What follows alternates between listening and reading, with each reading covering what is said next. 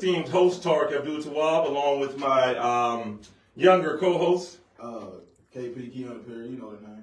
She's trying to take my AKAs away, people. I was going to say AKA Young Man, AKA KP. And I'm across from my esteemed producer who generally gives me every direction that I need to go in, and I fight him like spaghetti against the wall, but ultimately he's what makes this glue stick together. So big up to D. And listen, let me just tell y'all, I'm a tough cookie, you all. When you produce me, when you lead me, when you work with me, every single thing my father used to tell me, I flung against that wall like wet spaghetti. And he just came down a few days ago, and we spent 3 days just going back and forth. I'm talking about heavy. He's 70 plus. He came from that civil rights era that you hear me talk about a lot. I'm 48. I come from a younger era. And one of the things that we went back and forth about was simply what folks had done in between that Dr. King and Obama era, that 40 years era. And with him, and I think I'm going to compare my producer to him before we keep going, but with him as well, I don't think he understood how much I actually valued everything he said, and how with me, I've got to take it through that washing machine just to make sure it's going to come out on the other side, you understand? But, and that includes wrestling, you understand? But because of that, man, and the way he raised me, and because of iron sharpening iron, like the man sitting across from me and next to me, it means that ultimately at the end, when it's lights and it's time to go, we're going to go the right way. Right. And that's the bottom line. So welcome back. It's been a long week. We got a lot to talk about today. We've got a new police chief that for once looks like we've got some good news coming into the city. Obviously, we've got some other concerns surrounding some of the ordinances that the city council has brought in. We've got SNAP benefits have been extended for another till the end of February, I think. And if you're an existing SNAP recipient in these 15 additional counties, Tallahatchie is quite a few, then you don't even have to apply for them. They'll automatically get uploaded. Unfortunately, if you're of the people that were not SNAP benefits, the storm did say if you were out of power for 4 hours or more, I believe, that you were getting those, you could qualify for SNAP benefits, but that deadline was only till 10 days after the storm itself. So unfortunately. That's when we was like, they couldn't do nothing about getting the benefits because they was trapped in the snowstorm, I think. Yeah, that was the one we were talking about. They couldn't call, so you were supposed to call, you were supposed to reach out, but they didn't have any internet service, they didn't have any connection, anything of that nature, so there was no way a lot of them could actually reach out.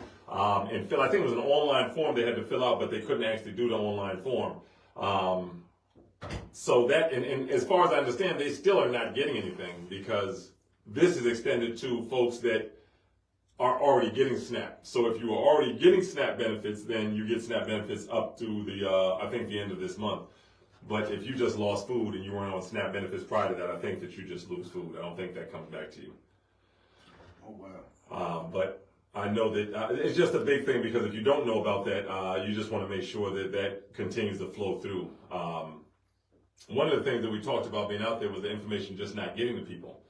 And I think there's people in it's Alcorn County, Choctaw, Claiborne, Grenada, Holmes, Humphreys, Lafayette, Montgomery, Panola, Sharkey, Tallahatchie, Tippah, Tishomingo, Yolabusha, and Yazoo County. So if anyone that's in those counties, you automatically are going to get SNAP benefits. You do not need to apply for the replacement benefits for any food that you had during that time. So yeah. Yes, I'm interested. But that's just a big thing for folks going out. I know the weather seems to be over, but as of Friday, I think it was, I know it was 190 altogether. I'm trying to think of the people that were still out of service in Mississippi as of Friday. I think it was 19,000. It was still a high number. It was still a high number. I know that. Mostly northern Mississippi. Yeah, mostly. I think it was mostly northern Mississippi. But it just was a much higher number. 2.5. They are that AI. They have factories that help make AI, right? Artificial intelligence. That also affects the pollution. That's what I was thinking about. That's basically what this is. Yeah. It's pollution from the AI data centers. And you see me looking it up here, and this is something that you talked about, but in South Haven, Mississippi, they were raising concerns about that the Elon Musk AI company, XAI, which is located near the Tennessee-Mississippi state line. Mm-hmm. And they use it to power the Colossus supercomputer, which is what you were talking about. And they already talked about the key details was as of late 2025, Mississippi regulators were not actively monitoring air emissions from 18 of the turbines. And so when all of a sudden they turn around after a day of storming, after a week of storming, and say that some of that may be causing it, you know, a lot of this, the health and environmental fears, local residents experience constant noise and the lack of transparency from the pollutants in the air. And then the AI is building a second one, Colossus 2, near the state lines with plans for 59 natural gas turbines. And of course, they always talk about the regulatory loophole. The Mississippi Department of Environmental Quality initially allowed those turbines to operate without standard air permits, which caused a lot of environmental groups to go crazy. I just remember that. But That's your government basically selling you out. that's right. That's right. Yeah, yeah. And it makes me think of that. I'm gonna keep talking about it. I know we never did it, but What areas did they say that mainly the AI places were? well, the big one that they're talking about is located near the Tennessee-Mississippi state line. I don't know the exact city. Around South Haven. South Haven are the ones that are doing all the pushback. But you know, it's because they're right there. But when you talk about air quality, health risks, everything that's being talked about in the story we went over, that's, you know, yeah, I would think there's a much bigger chance of that coming from AI factories than coming from Well, I folks looked up burning. what's the most, what produces the most PM 2.5. It said like wood factories and stuff, combustions and stuff like that. Well, a lot of wood factories and A lot stuff of wood like that. Wood chip factories, you mean, right? Yeah, yeah, So yeah. I was thinking like they probably was burning a lot of wood during the winter storm, which caused it to go up that high. Yeah, But yeah. but you remember they suspended some air quality regulation not too long ago in some small town, I believe near the coast. I can't remember what the town was, but they have been having some issues around that way about basically wood factories and stuff like that burning, because they had to be like 2 days on and 3 days off at one That's point. right. But they suspended that and they could just keep going and keep going and keep going. So I remember we talked about this. So what you're talking about is where it's they're only supposed to go for a certain period of time, and it equals a certain amount of pollution. If they go over that time, it means the pollution is too great in those neighborhoods, and that's where you get cancer alleys from, in short. Right. And they were finding them they at one suspended point. that? Yeah, they were finding companies for that at some point, but then they stopped all the fines, so they just pretty much did what they wanted to do. Wow. And I had the doctor that introduced me to explain that to me. And when you understand that, that means that 5 hours of them continuing to operate the plant could cause levels of pollution by people with cancer. Right. And if you're saying that Mississippi has Studies been done about that for years. They know exactly what's going on. But that's what some people are calling environmental racism. They do that in certain black communities or That's I've heard that they put it specifically in black communities. that's where they get the least resistance from, and the least amount of people that are knowledgeable enough to stop it initially. But absolutely. And I'm just looking at an incident in Gloucester, a predominantly black and low income community, but Drex, and that was the name of the company. Which basically just massive amounts of toxic pollutants, and it's roughly 71 to 85% black, high poverty rate. And studies indicate wood plants in the South are twice as likely to be located in or near black communities. That's right. And I'm just putting the proof behind what you're talking about. That's right. So in 2021, the Mississippi Department of Environmental Quality fined the facility $2.5 million. But if you look at what these companies make, $2.5 million is nothing. I mean, at that point, it's a calculated thing. Yeah, that's right. If It's like speeding and getting a speeding ticket. if you got to get there in enough time, you can make enough money, then that's okay. You'll take the ticket. You know what I mean? So it's just and especially when you can pay for life. I mean, you talk about asthma, and that's what you were talking about: asthma, COPD, cancer. Those are the highest things that this starts to affect people. And I know people that have been affected by it. When we travel, actually, we bumped into people. So you're talking about things that 2.5 million doesn't cover. You're talking about whole communities that have cancer. Legitimately, 80% of the community has cancer, and you're talking about 2.5 million in a fine. I mean, I heard it also has like it started off as like coughs, shortness of breath. But if you already have a compromised immune system, that can be deadly. And you Asthma never know. can be. You probably just think you got a regular cough. You probably wouldn't even know you got the thing. Pollution. It happens to me all the time. The only thing that lets you know that you made it through it is that you made it through it. That's it. But when we talk about these things, go look up. Everything is surrounding one thing, right? We talk about wood chips and we talk about cancer sites, but we're not a radio show that is on just to talk about. To take the call. Right, just call you on the air. No, my fault. So no, somebody mic is not on. Or they're too far back from it. Okay, gotcha. All right, is this better? They heard him talking, but they couldn't hear what he said. 'Cause I heard that out there. Yeah, that's okay. What were we talking about? I think you were talking about the wood chips. I think the part of the repeat they were just talking about the wood chips and it being government mandated, meaning they know that it's going on. Right. But in these areas, you got to look at the amount of money that flows through there. And one of the wisest statements that you can do is follow the money, right? But you look at the money that goes through there, and you have to start asking yourself at a certain point as a community, how do these things just continue to come into black communities and hurt us at that level? Remember that show I was saying to watch, She the People? Yeah, She the People. Yeah, it talked a lot about this in Mississippi. Oh, it did? Yeah, man. It talked about the gas line they're trying to run right now. It talked about the churches. It talked about the government. It talked about the community organizers. It talked about how everybody played into getting something like this through. And it talked about a lot of the secretive meetings that folks have sitting in rooms, the same type of meetings that got, that spurred the new mayor. We had a lot of talks about meetings of who the powers that be, especially the downtown powers that be, when they sat down, and this is realistic information, they said, well, this is who we're going to pick. Those are the type of meetings that when you understand that happened, then you can understand who selected the person and what the goal may be. So a lot of this, when we talk about how our communities are getting better, we got to start following some of these chains down to who can see this. And all you have to do, just like people are putting up Israel now and seeing that Palestine's going on, just pull up these companies and see who they're giving political donations to. Because a lot of African American folks have died from these cancer alleys, from these horrible and those are just the ones that made the news, right? That made a documentary. You're not talking about all the communities that people just thought that they had cancer, that they just worked too hard, that something just happened, but they knew something was wrong. Going all the way back to Reconstruction, people just been dying in droves. And we've got to figure out why is it that we can never understand that this is coming, but every other community understands. And that's what I think you see with Brookhaven. I think right up there in Rankin, you had something with some wood, some windmills coming, there was something coming, another electrical source coming. Those people stood up and said, not in here. Mm-hmm. And that's what, so the rest of the time it's coming in our community. Yeah. And then once in a while they bring it to another community and you see immediately the fight that they put up. And you have to ask yourself, at that point, the money is just so good from what they're getting that they're willing to take it short. So I think that all of this stuff circles around the same thing. That's what I was saying before the gentleman was letting us know about our microphones, that this is just repetitive if at a certain point we don't start doing something different to affect how it actually happens.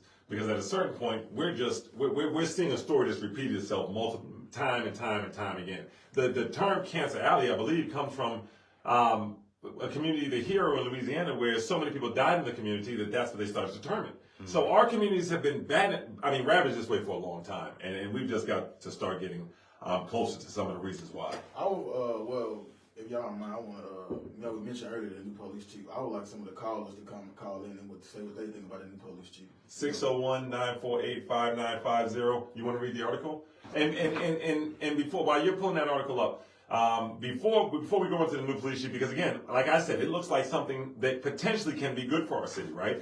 But before we do that, we're going to talk about Data Law Group and what Mayor Horn tried to bring in before bringing that new police chief in, because that's very important. Welcome to Make Sense, caller. You on there? Welcome to Make It Make Sense, caller. Oh, I didn't answer it. Welcome to Make It Make Sense, caller. You on there? Yes, I was calling in to make a quick comment. I remember several years ago, I grew up in a little town called Crystal Springs. And several years ago, maybe 15, 20 years ago, they did a lot of payoff because they had a chemical company that's down there that was polluting the water and stuff. But come to find out that the Caucasian side had received their money about 20 years earlier. Yeah, I heard about that. That was sad, but I mean, the blacks didn't find anything out about it until maybe 15, 20 years later. So in that situation, what we probably want to do is just focus on which politician or which person that was there to represent us would have had to have known about that. You know that, and that's it to my brother. That's kind of the key point that I'm making. When those things happen, a lot of times there's at least one black token person in that room that allows them to shut that case because that black lawyer or that black politician knows about it. Well, I know Kitchen, he knew about it because he's from there. And Hood knew about it because they're from there. Those two are the most powerful political figures within Mississippi the last 30, 40 years. And that's common sense, my brother. And I appreciate that because that's how simple it is. That's how simple it is. And then we ask them, "Well, you sit in the room when this happened. Why don't you say something?" You talking about referring to Jim Hood? Is that who we're referring to? Jim Hood? What did you say? Is he referring to Jim Hood? Yes, Okay. Jim Hood, yes. Kitchens. They're from down that way. Him in Kitchen. Okay. Okay, yeah, no, thank you. He just wanted to make sure, but yeah, no, just holding the folks accountable, just asking the questions. Well, you know, why didn't we get a heads up that was happening, was coming down the line? Because you're right, I mean, for folks on one side of the aisle to get their money and folks on the other not, that just doesn't happen. A state like Mississippi can't just do that anymore. That's what folks just have to understand. I'm going to leave it there. A state like Mississippi has had too many things they've done to African Americans on paper. They can no longer just yank money and just steal anymore. They've got to do it under the premise of having an African American person with them co-signing it. And that's why I went to, if you Google it, that the parole hearing board in Mississippi, and I did repost it, but I'll repost it again, where there's 3 parole board members, one, and this is maybe in 82, 1 black and 2 white. And the 2 white ones are saying, and this is a case where a black man is accused of raping 2 white girls that the doctor found were virgins. That's how open and shut this was. So they're sitting there with the information from the doctor saying these women are virgins, right? They did a test, their mother, and the 2 white men say, yeah, well, I still don't believe it. He found some way around that. And so they go ahead and they deny it, and then they turn to the 3rd parole board, who's a black man. They just hand it to him and say, sign it. They hold it, and the other one says, watch him closely and make sure he puts his real name on there, right? So you're talking about, and when we address this, I address the fact that could have been fear, but in 2026, it's not.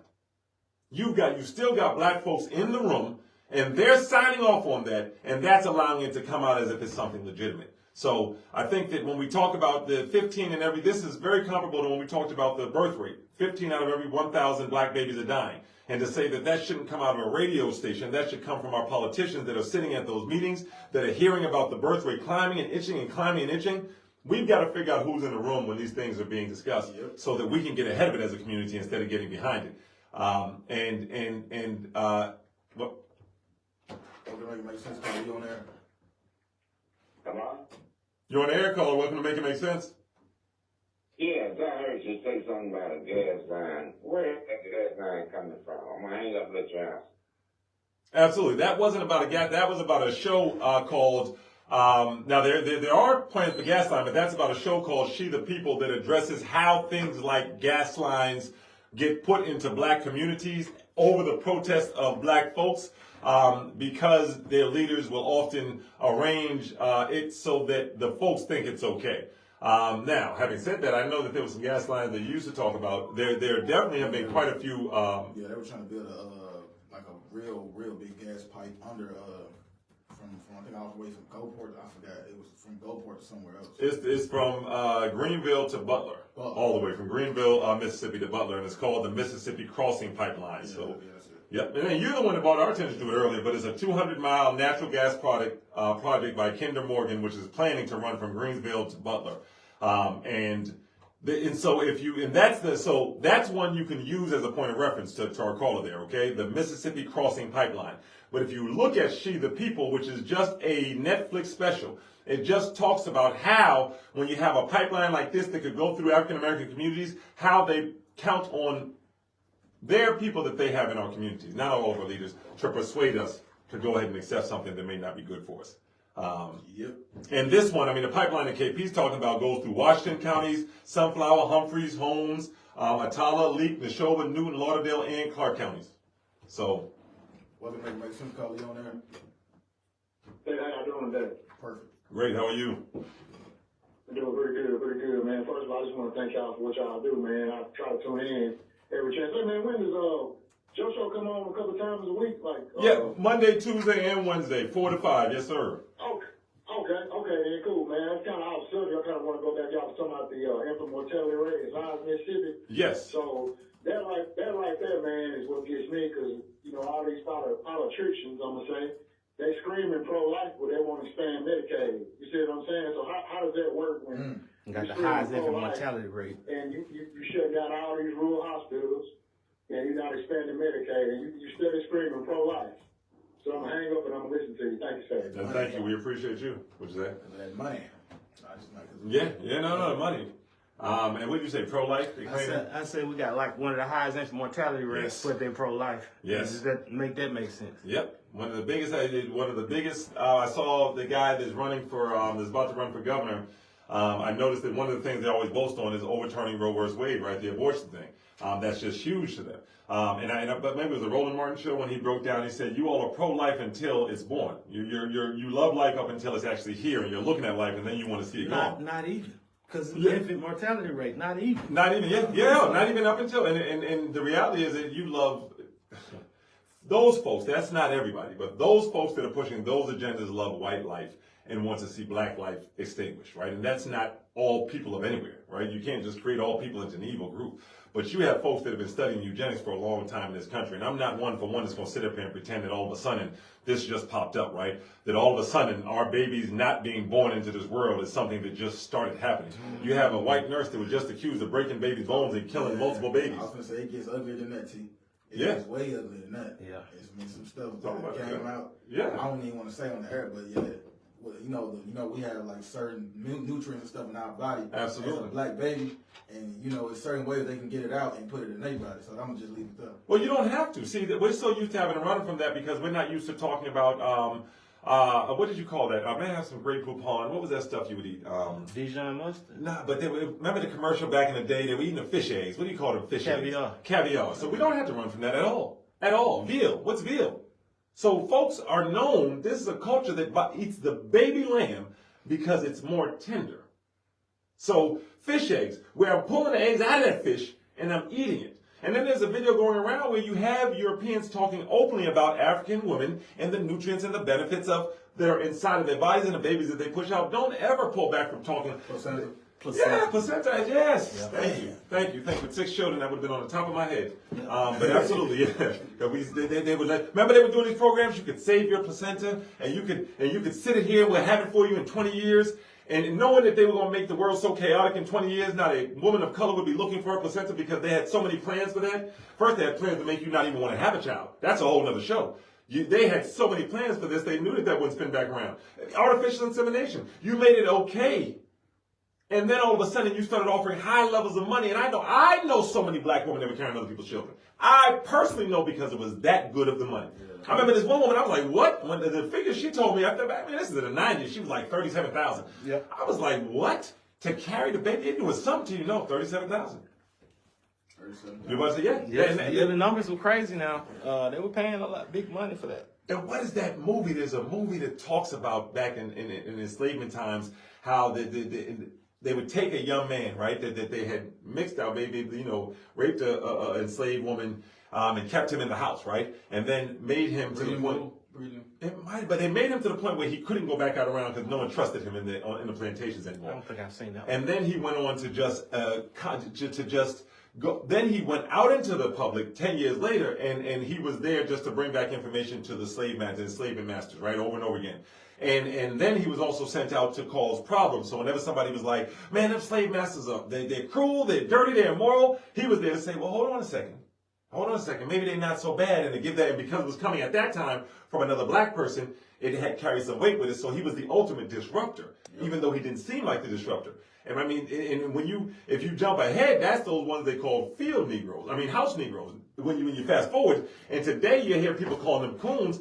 I don't like calling them any of those names because it takes away from what they are. And then I can't say their name or their politics without attacking them. So we've got a lot of African-American politicians in Jackson throughout the state of Mississippi who are practicing those same exact politics right now. And so when I hear everything up to, there's plants here, there's money. Well, every black politician or leader in Jackson is somehow, or most are somehow involved with the money that flows through the state. So make that make sense. And so I don't think we don't talk about things like, folks eating African-American babies to try to get more nutrients. Because I talk about the less things, like you letting African-American babies drown in puddles of water because their mothers are picking cotton, and you tell them if they stop, you'll kill everybody. So to the sex dungeon sitting right up the street in New Orleans, where a lot of these sadistic practices, sexual practices that flow through our community, and these folks got the nerve to turn around and call our children sexual perverts. That's the crazy part. Well, where do you think this information came from? So we know where it came from because we see your dungeons. We see what you all keep getting arrested for. over and over to the point where you can't leave these folks near children, period. You can't even leave them there. And not arrested, too. And not arrested. That's what I'm talking about. Yeah, you got it so bad, a guy got to go online, some guy that runs around catching pedophiles, he's got to bring the police to them. That's how bad the police don't want to find out what they themselves are doing. He's got to bring the police to the place, and he does such a simple investigation. All he does is go online, reach out. Someone from the police department could be doing that every day, but they know they're going to bump into their own people. That's just realistic. Very realistic. That's just realistic. Well, even then, they might bump into a police officer. That's right. Absolutely right. Absolutely. Now that you see a lot of these stories come up, but listen, this is something that those black men in Chicago getting beat with telephone books, they knew this from the 80s. From all these coasts, those black men at the bottom of those rivers that sheriff from Rankin County was bragging about, how he done killed some, they know that. Their family's been known that. That's the funny thing about this. This is only new to the folks that somehow have been knowingly or unknowingly collaborating with the powers that be. And I don't care if that's Miss Dolores Tucker or if that's an actual gang member shooting at people. They both are unknowingly collaborating with the powers that be. So I think that it's very important right now. We're at a time when these powers don't have to collaborate with anybody. And we've got a city right now where we see Fondren and North Jackson doing significantly better than the rest of us in 6 to 7 months. We're past the give it a chance time right now as residents because we're experiencing what's happened to us. And that's where the term, this all wraps into one thing. This is where the term plantation Democrats comes from. You see, the first 80% of this, we were talking about straight Republicans, right? We were talking about the far right. We were talking about how could they say they have the love for life, but then they only love life after it comes out. But then we noticed that we merged right into decisions right here in Jackson that mirror those same feelings. We right here in Mississippi, in Chicago, we've got folks that are supposed to be representing us that are signing deals with prison owners, that are lowering our children's age to 14, saying that there's no way we can create a better opportunity for them through school or through any other program. The only thing we can do is either put them to work or put them in jail. You either have a juvenile youth symposium about them going to jail, or we have a symposium about them going to work. So I just think that especially with the brother talking about Crystal Springs and just looking at the areas, and I often, you have to realize that in those areas, and this is something we were talking about before we came on, things run so deep that if you don't know, you don't know, but they also run so deep that if you do know, you don't know. And I know that's a strange thing to say, but it means if I look at something every day and I watch someone come up and smack my mother in the back of the head and my father, my uncles, everyone's around, and it just keeps happening for 20 years, at a certain point then I truly believe that that's something that's going to continue to happen. Especially when it's being done by somebody that looks like me, that comes from where I come from. So I just think that it's very important that we start to correlate things that were happening then to things that are happening now, because I think that you see the same type of politics happening just under a different face. But getting to, I know we're going to read, what were you about to say? No, I was just going to see what you were saying. No, I know I got way off course. You were about to go into the bigger announcement, which is the new police chief. Well, that's why I went on Northside Sun to see if they said anything about the new police chief. They didn't say anything yet. I took a small detour, and then I went. So what we talked about last week was I was trying to get folks to understand the moves that were being made, and then with the announcement, everyone knew that she was a consideration, but with the announcement being done today, it brings even bigger questions as to what's the intentions when bringing a police chief that has stood up against racism within the police department, that has stood up against the old boy system, that has broken a system that it looks like she was removed from the system because of the fact that she stood up. That, I don't know much about it, but from the face value, it looks like she was removed from the system because she fought against the same things that we scream about Capitol doing right here in Jackson, Mississippi. Sounds great. Sounds great. She sounds great. My concern is, and I started on this on Friday, well before this woman was ever selected, what the mayor tried to do right before bringing in a new police chief, which was bringing a police firm called Daigle Law Group, D-A-I-G-L-E, led by Eric Daigle, who is so pro the police when it comes to use of force that the city of Aurora, Colorado would not let him be an independent investigator in the death of Elijah McClain, who was murdered by being given Narcan when he was autistic, not on drugs. So will she be over Daigle Law Group, or will they be over her? No, the Daigle Law Group is essentially there to guide the police. So she's walking in feeling like, I'm sure, in the blackest city in the United States, City of Soul, that she has a chance after being stepped on by Charlottesville, Virginia, I believe it was, just a very racist area. And she broke an all-male goon squad type setup. From all 6 and purposes, she told on them, this is all exposed text where they were calling people N-words. So she was ousted. She sued for her pay. I don't think she got that back. So by all rights, from what we hear, this is a woman who stood up against that and is fighting to get back into her career. She was teaching after she was ousted from that department, wouldn't get her pay back, and I'm sure you know how that blue wall is. Once they kicked her out there, I'm sure it was hands off. Nobody's going to touch her because she broke up a racist, you know what I mean? Blue cop, she deals with the black people. She helped them. I'm sure it was hands off. So this is redemption for her. This is and that's where my concern comes from. You have someone that looks like she stood up for right being bought in, but right before she was bought in, the same man that bought her in tried to bring Dago Law Group in. And look, it may sound boring, but folks, y'all are going to have to Google some of this stuff. You have to look at who your mayor's trying to bring in and start putting 1 + 1 together. And see, is she being brought in for the wrong reason? Meaning, she's coming in ready to fight, just like she fought in, where she came from. And you got a mayor that's not been fighting, and does she know that? So yeah, I like to read on paper, and I want you to go into it and kind of read it, tell a little more about her. But before you read it, I like to read on paper. My concern was the moves that happened right before she came in by the mayor. Meaning, what are we trying to set up, and what is she going to be asked to do? Is she going to be asked to just sit there and to just be a face while Capitol goes crazy? I'm not saying that's what's happening, but why are you bringing Dago Law Group in? All they do is defend use of force. So they don't have anything of them saying that they already had to sit down talking to each other. You know how No. how he had an interview with Chief Wade, not an interview, but he had a little thing about him talking about Chief Wade. I wonder why he didn't do like a little. Sit down. No, Sit down, absolutely. Absolutely. We didn't talk about it. So yeah, what I'm saying, we actually, that's it. Sit down. You know what I'm saying? Though you run from debates and stuff, we do want you to see. You want a sit down. But I think that it was clear during those debates, KP, absolutely correct, that one thing that Mayor Horn does not want to do is sit down and say anything on record if there are going to be questions that come. I mean, he'd be more than happy to come on the radio station and give have a one-way conversation, which is what he did. But as far as fielding questions from the city of Jackson, I just don't think that doesn't look like something that he's interested in doing. But you're absolutely correct. Why was, and then my question is, was this new chief being brought in, was she made aware that you were trying to bring Dago Law Group in? Yeah.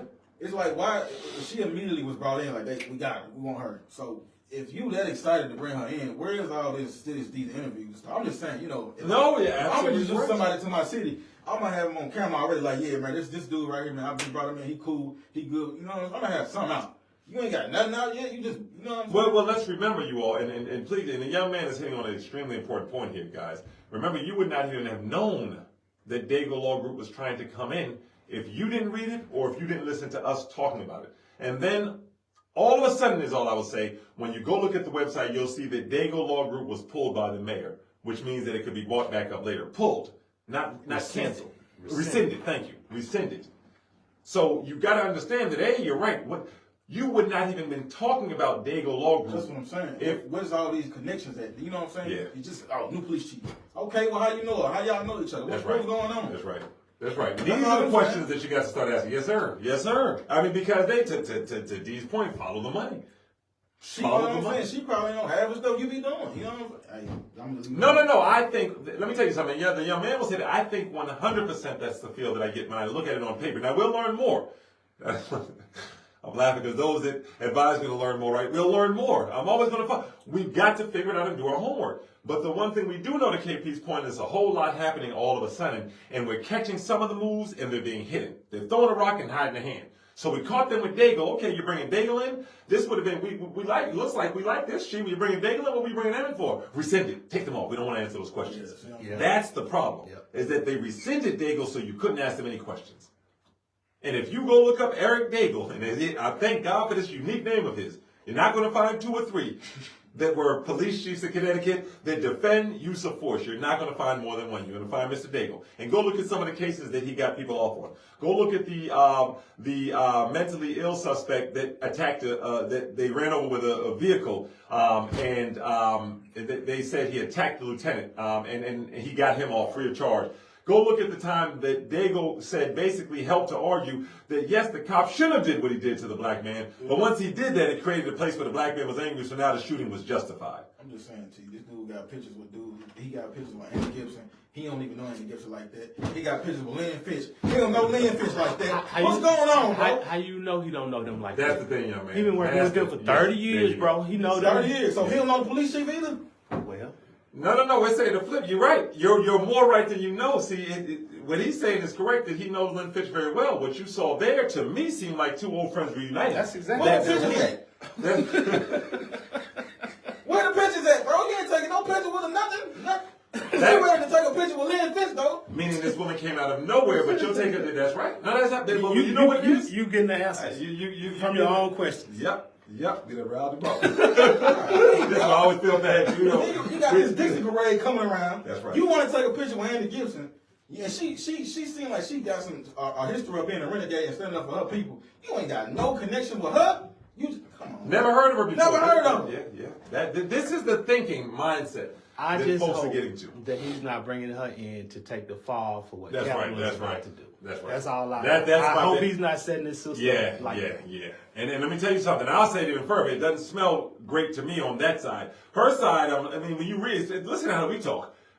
Think about when we embraced somebody that we found out just took down a goon squad in a whole nother state. But see, that's the goal. We're supposed to be excited. But to your point, I hope that this sister is not set up to take a fall for what's already happening here. And I hope she's aware. And thank God she's walking into a city, and this is a shout out to you all, audience, with the fastest growing show on the air, They gonna tell her. willing to talk about it. What's that thing? Who gonna tell us? Somebody gonna tell that little TikTok thing. Somebody's gotta tell us who she is. Because you know what they're gonna do? They're gonna get into a restaurant, get around a group, get a kente cloth on it, and the next thing you know, she's not going to be able to clearly see what's taking place in this city. But thank God that's not going to happen. So I have full confidence that with folks like KP with this energy, and KP, I think what you have to understand is that Senator Horn's interaction with Lynn Fitch, Benny, all of the politicians is deep. They go into sessions together. They spend long periods of time together. There's no animosity that he's ever expressed in the past about that. So I think you're hitting on something that's very true. You're seeing him hugged up in pictures or smiling with Lynn Fitch, and right at the same time, Lynn Fitch is trying to roll back the voting rights. Let me do say. I mean, he ran under his friends on the other side. I've yet to see any benefit of it other than him helping them. But he did call Jackson voters fickle and uneducated, and he never said, "I'm going to do anything for you all with these friends on the other side." And True, that's fair. I just want That's fair. to. I want to give John some protection because the man didn't. I don't want to put words out. I may say I don't like the job you're doing, but I don't want to call you a liar, and that's something I haven't done with this mayor. I don't want to say I not like the job you're doing, but I don't want to call you a liar. Well, And what you mean? Well, he did pretty much say he was gonna get some things done because of those friends, though. He just ain't seen it. That's all. and he never. So you say he never stated the friend, but he did get the job done. No, he never stated that he was going to do anything for the rest of Jackson. He just said, y'all are fickle and uneducated, technically. Because he would, to these point, when they asked him, well, do you want to work across, well, how are you going to do something different than the previous mayor? And that's when all of a sudden he wants to talk about his friends across the aisle, when it was the moment conversation. Well, he's like, he know more people than... I'm going to work across the aisle. Now I think with his work across the aisle, I think we're fully understanding what that's made up of. And I mean, when I say that now... for you. Yeah, nothing. I don't mean for you, not for you, but for me. And so to go back and say, I didn't mean it like that. Yeah, he did, but thankfully, my father used to always tell me, and that's why actions speak louder. But no, actions speak louder than your words. Well, I watch what you say, not what you do. I just tell my father, I promise I'm gonna do this better next time. He's like, no, you're not, because I watch what you say, not what you do. And you watch what he says and what he does, and they match each other to a T, and that's when you know he's apologizing for something that you said that's coming out clearly, that you thought we were fickle and uneducated, and that's why you thought it was okay to push all this stuff. That's why you thought it was okay to bring the Dixie Parade back into Jackson, because we're fickle and uneducated. That's why you thought it was okay to lower the working age down to 14 after you brought, Kathy Norrington on, who came from Mississippi Economic Council, part of the Jackson Rising, which used to be the old woman's name. It's fine. I mean, the same planet, if you look at it. He steals stuff all the time, Oh, yeah. I mean, remember the old fire chief said he stole a fire truck, yeah? Well, that make sense, Carl. You on there? Yeah, I just got a comment. I asked our current mayor, John Horn, to do something before right after the same week he announced he's running for mayor, and that was to come down Dawson Street, take a right at Morehouse Street, and go down, there's 4 streets that run north and south, and tell me what you see. Some of the streets you can barely get through for weeds grown over. And he said he would. So he's a liar in my face. And I didn't vote for him no way. He is a liar. Yes, sir. And Dalton is a very historical street. How dare you not go to Dalton, bro?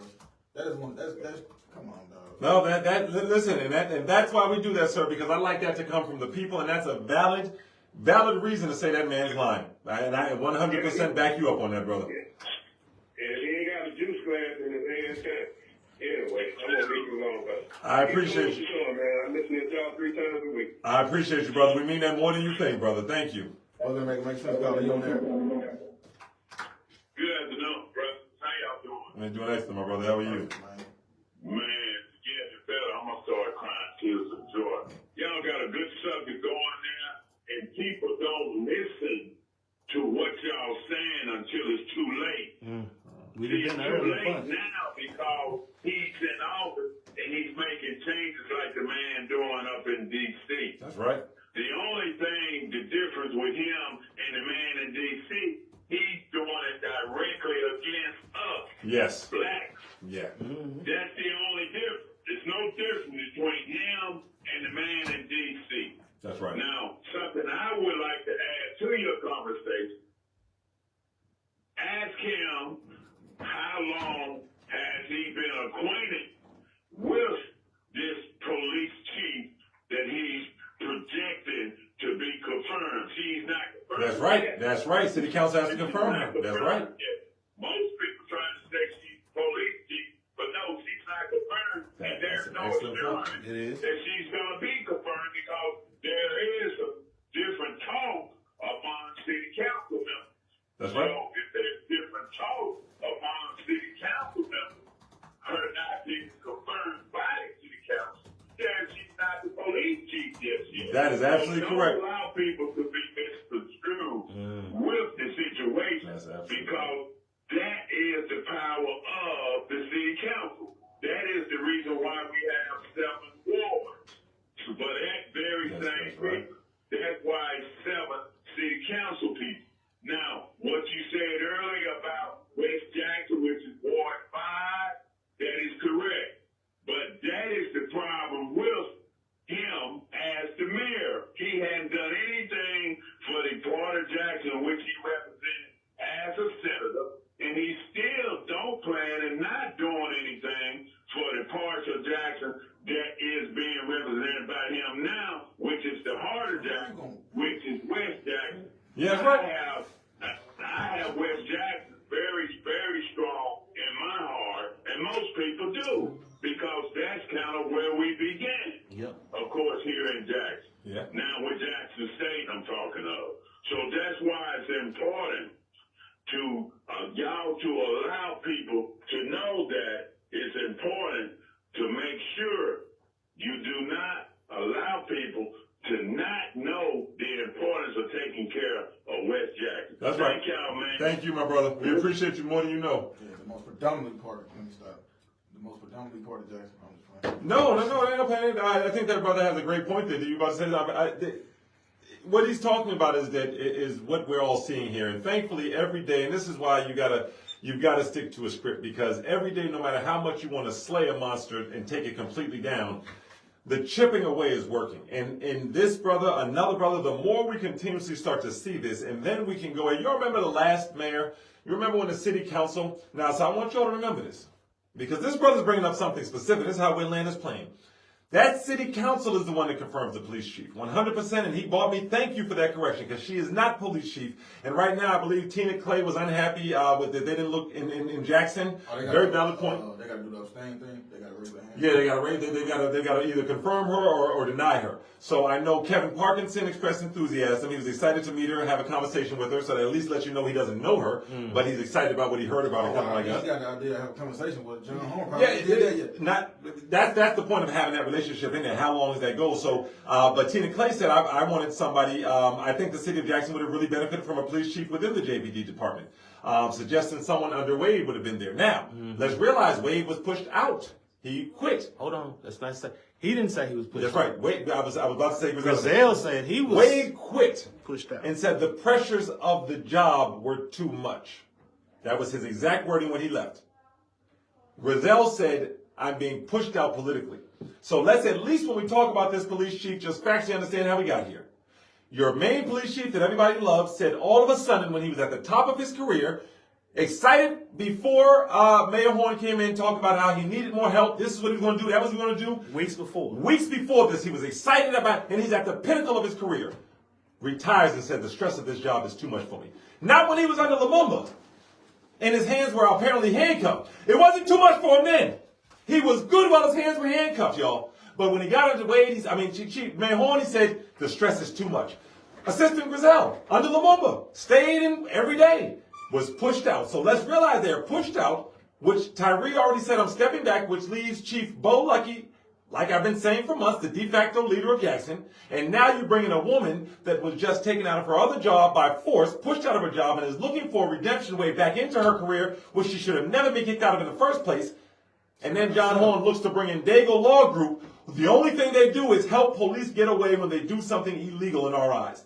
He brings in Dago Law Group and then backs down right when we say something out loud and then slides this woman in. To my producer's point, I pray he's not bringing in a woman that's bold enough to stand up to a group like the Goon Squad and make her take the fall for another instance of not doing anything for Jackson.